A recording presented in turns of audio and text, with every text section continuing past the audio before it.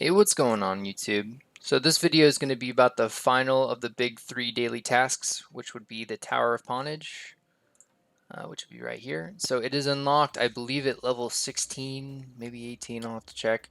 But if you actually click on it, it'll tell you, I think it's 16. Um, but basically what this is a good opportunity to collect, more resources. That's kind of been the theme of the big 3 is the best resources to collect throughout. So how this works is there are 12 total floors that you need to pass. As you might imagine, how you pass them is you have to defeat the team in front of you. So this is very similar to dungeons, but the difference would be so for example, floor one, if I were to go into this with my PvP team, any damage they sustained or any abilities that they used that went on cooldown would carry over to the next floor. So if my character was half health in floor one, they would start out floor two half health.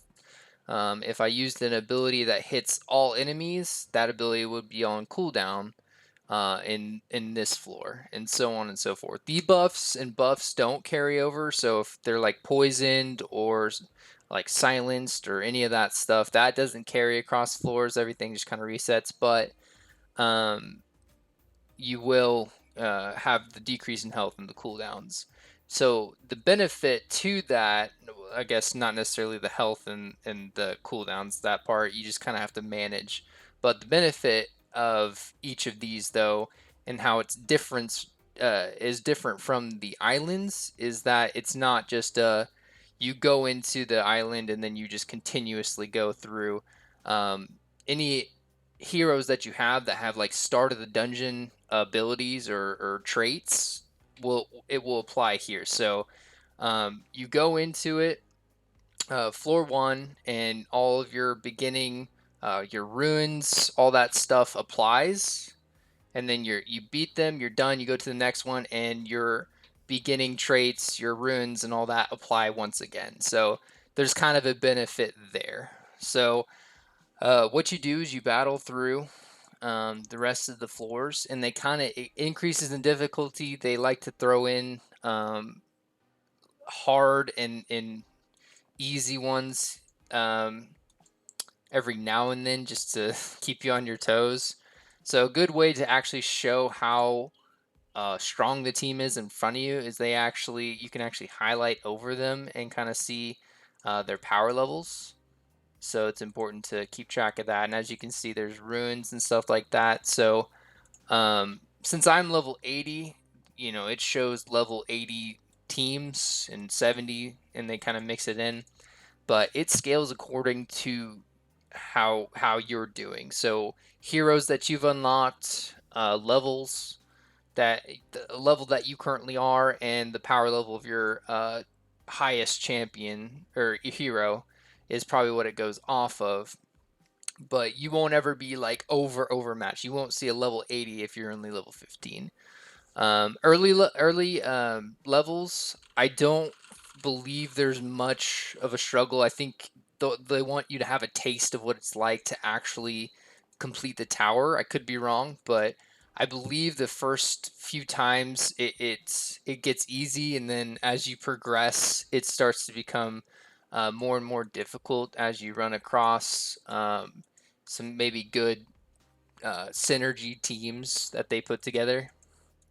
So the fact that you lose health throughout makes it so you kind of have to manage it and go off that. Obviously, healing, resurrection, stuff like that is kind of what this is looking for.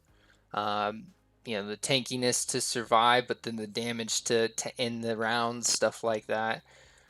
So it's an interesting thing, and I don't always complete it every single time. Sometimes I hit a snag, and I actually have to think about it. I can't just autopilot.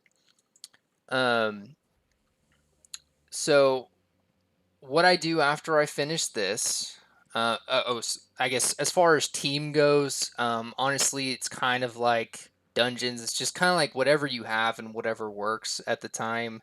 Obviously, the more teams you have, if you go into one of these and your team gets completely wiped, if you only have one team, then that's it. You kind of just claim your reward and go on.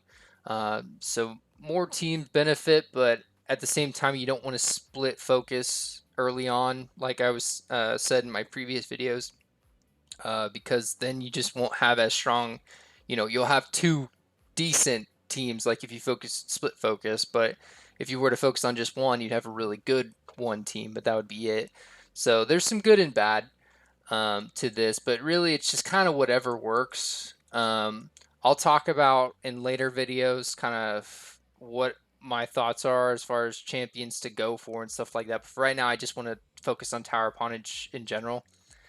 So let's see here. So once you complete, you'll have your final collection of chests. I wonder if it okay. So the final chest, it kind of shows you here. So 121 gems. It varies. Sometimes it's up to 200. Sometimes it's up to other things. So based on that is how I like to, if I'm low on gems, how I like to determine whether or not I'm going to go forward with purchasing my stamina here. And I just kind of leave a little bit of gems left from the Tower of Pwnage, doing all 12 floors when I buy these. So now it's kind of like during events, you kind of get gems back, and I think also guild crowns. I basically just have an income of gems enough that I can kind of purchase it if I want to. But Tower of Pwnage makes things a little bit better. So you'll notice there's also this currency here, the gauntlets. So what you can do with that is you can go into the pawn shop here, and you can buy these items here.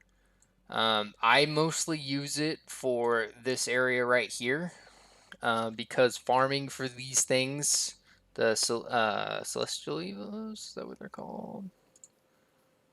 Yeah, celestial evos. Since farming for those things are literally the worst. I like to spend what I can, and I run out real quickly, as you can see how expensive they are. But this is just a good way to get ahead on ascending your heroes, at least one at a time. They rotate pretty. I mean, every single time, every single day is a different one, so you have a good chance, each week getting yours, potentially up to two if you have enough gauntlets, and then you have some lower evos. It's up to you. I don't know if this is necessarily worth it, but you can kind of go for it. And then orbs to get the I actually don't even know what this is called.